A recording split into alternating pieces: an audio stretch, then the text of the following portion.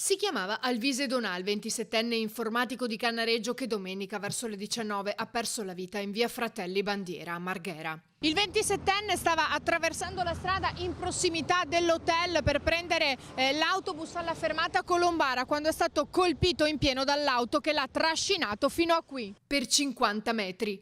Complice forse il buio e una scarsa illuminazione, la persona alla guida dell'auto che stava sopraggiungendo non l'avrebbe visto, arrivando ad impattare violentemente sul ragazzo che doveva rientrare a casa senza lasciargli scampo.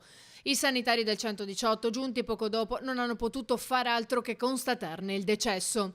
In questa zona non ci sono semafori né indicazioni di limiti di velocità e Donà era lontano dalle strisce pedonali. Sotto shock l'automobilista che l'ha investito e ucciso.